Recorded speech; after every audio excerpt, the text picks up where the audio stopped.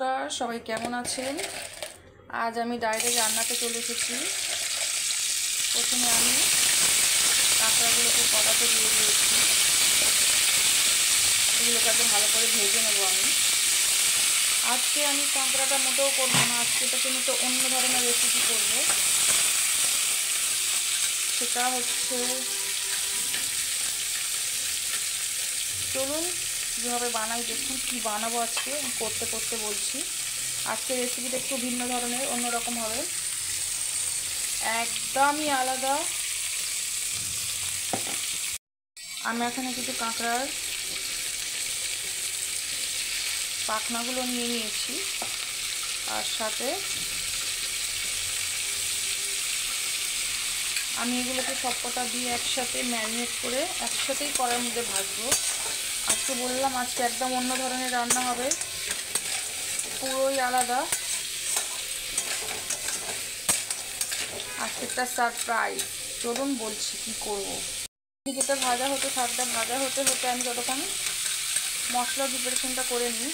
এখানে আমি নিয়ে নিয়েছি কি এগুলো হচ্ছে লাউ। আজকে আমি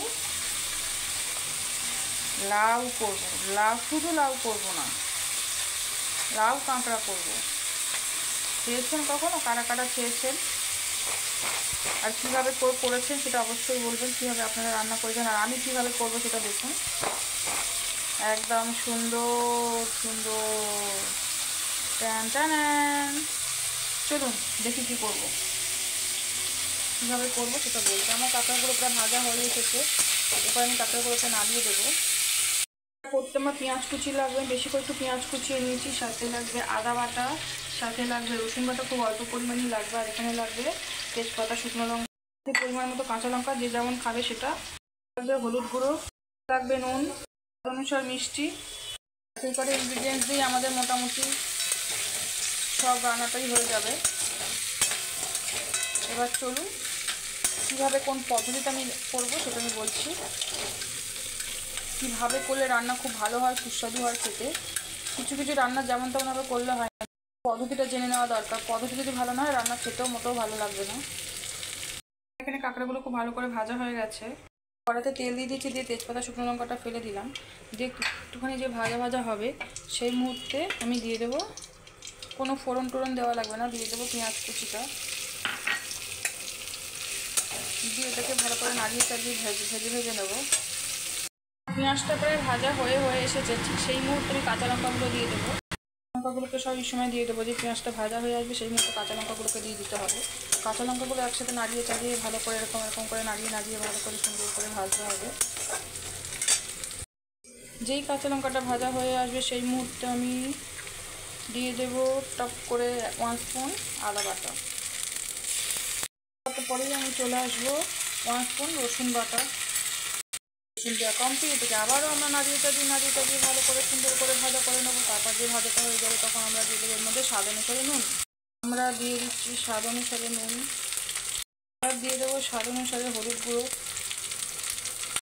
আর এর মধ্যে দিয়ে দেবো স্বাদ অনুসার চিনি দিয়ে দিলাম স্বাদ অনুসারে। দিয়েছি পরিমাণ মতো স্বাদ অনুসারে একটুখানি লঙ্কার গুঁড়ো, বেশি লঙ্কার গুঁড়ো আমি চিনি ব্যবহার করে দিয়ে ভালো করে মশলাটাকে দেখছেন সেরকম হয়ে আসছে।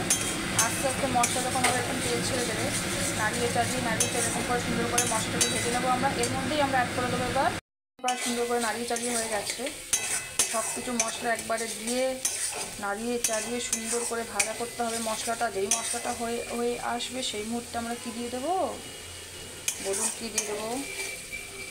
এই মুহূর্তে আমরা অ্যাড করবো আমাদের, এবার আমি দিয়ে দেবো ঝপাং করে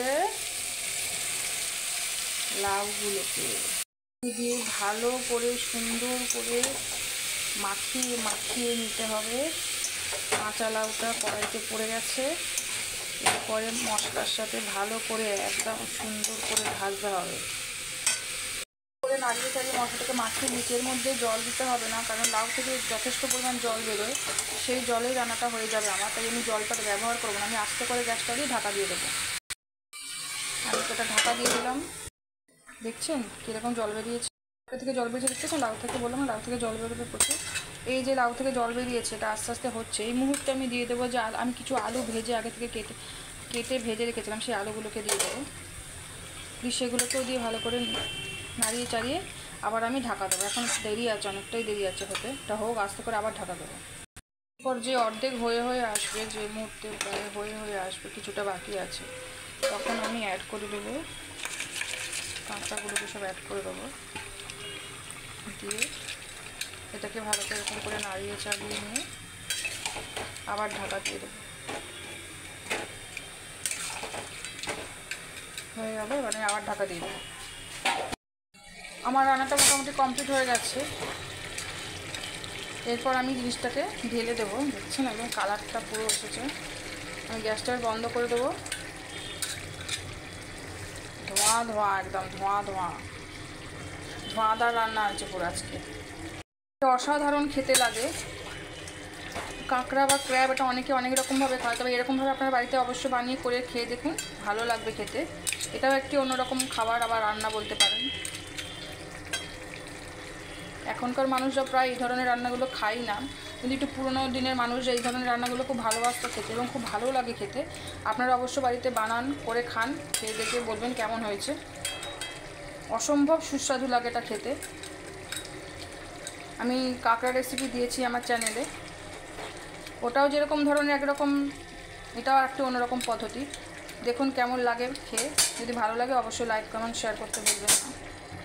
এবার আমি একটু তরকারিটাকে ঢেলে দেবো। আমার রান্নাটা কমপ্লিট হয়ে গেছে, দেখতেই পাচ্ছেন কীরকম লাগছে, একদম লাজবাব, একদম রাজশাহী রান্না। সবাই একদম শুয়ে পড়েছে কাঁকড়াগুলো বিছানার মধ্যে। দেখুন কেমন লাগছে, দারুণ লাগছে। আমার তো খুব অসাধারণ লাগছে, রান্নাটা দেখেই খুব লোভনীয় লাগছে, মনে হচ্ছে এক্ষুনি খেয়ে নিই। খুবই ভালো হয়েছে। আপনারা অবশ্যই বাড়িতে বানান। যদি ভিডিওটি ভালো লাগে অবশ্যই লাইক কমেন্ট শেয়ার করতে ভুলবেন না। Thank you.